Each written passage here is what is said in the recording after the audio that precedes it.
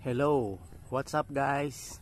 I-playflex ko lang ang kakaibang nangyayari dito sa ating ubas, dito sa farm.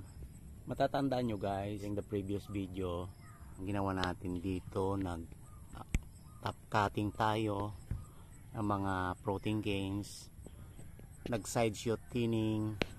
Ang purpose noon para mapaganda ang mga protein gains ng ating ubas.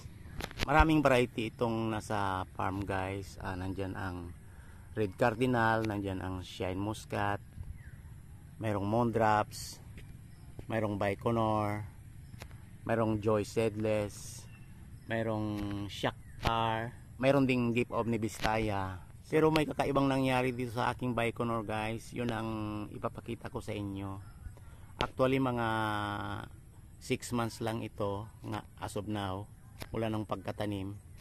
Pero may nakakatuwa na nangyari dito sa Baikonur na ipapakita ko sa inyo. Ang ginawa kong pag-top cutting at pag side shoot thinning dito nagresulta sa pamumulaklak ng Baikonur. Wala naman akong purpose na pabulaklakin ito. Ayan o. So lahat ng tinapkat ko dito, lahat ng sinide shoot thinning ko dito na Baikonur nagresulta sa pamumulaklak nila guys. Yan o. So talagang magandang variety ito. I don't know, pero yung mga ibang variety hindi naman ganoon ang resulta eh. Itong Baikonur lang guys ang nangyaring ganyan. Yan o. Tag-ulan ngayon. I don't know kung maalagaan ko ito ng maayos, itong mga bulaklak ng ating ubas. Yan guys. Actually alawang puno lang itong Baikonur dito, but despite of that parang medyo marami-rami din itong naibulaklak nila. Alagaan na lang natin siguro. Sa November ko pa naman sana na gustong pabungahin ito, kaya lang marami-rami na itong ibinigay niya na sample. Parang sample lang yan. Yan guys oh. Malaki-laki pa ang mga buds niya. Bunch of flowers. Nakakatuwa naman si Baikonur. Kasi siya lang ang nagbigay ng ganitong kakaibang resulta sa ating mga ubas.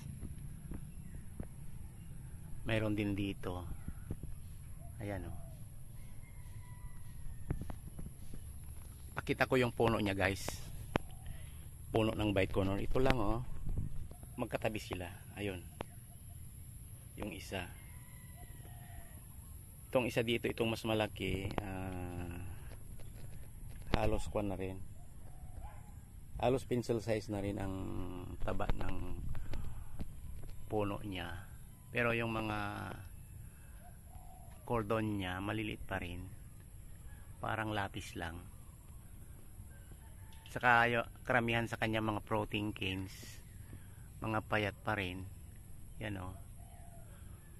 Pero yung mga naunang lumaki na protein gains, sila ang nagbigay ng bulaklak guys. Kaya nakakatuwa. Kalat na rin ito dito sa aking balag, kaya kung saan saan mo makikita yung kanilang mga bulaklak.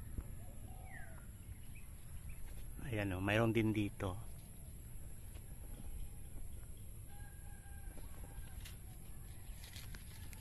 Ayan. Maliliit pa sila. Pero parang malalaking buds yan pag na-develop. Ayan o. Diyan din. So dito mayroon pang maliit. Ayan o.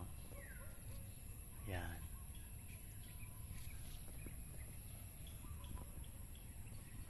Yun guys ang kakaiba na nangyari.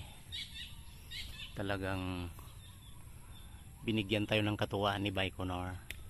Ang Baikonur nga pala guys ay variety na galing sa Ukraine.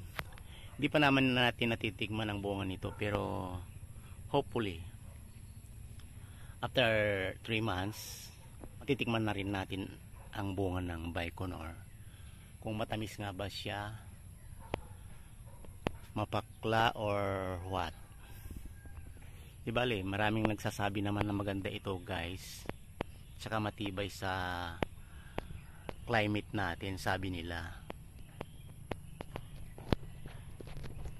Kung maganda ang resulta nito guys, ito ang padadamihin natin dito sa farm. Ito din oh, may mamaliit na siyang bunch ng flowers. Meron pa doon guys. Meron pa yan. So marami. Meron pa doon sa katabi niya. Ayan o. Ayun. Tapos dyan. So marami guys. Itong lumalabas pang mga bulaklak ni Baikonur. Mukhang maganda ang magiging performance nito guys dito sa ating farm. Hanggang dyan lang muna guys itong vlog natin. I-update ko na lang kayo later kung anong magiging resulta nito, kung maalagaan ko ba siya ng maayos, ma-develop ba siya, maging bunga ba siya, or what. This is one of Morris Farms na nag-iwan sa atin lahat ng isang magandang umaga. See you on the next vlog guys. Thank you for watching.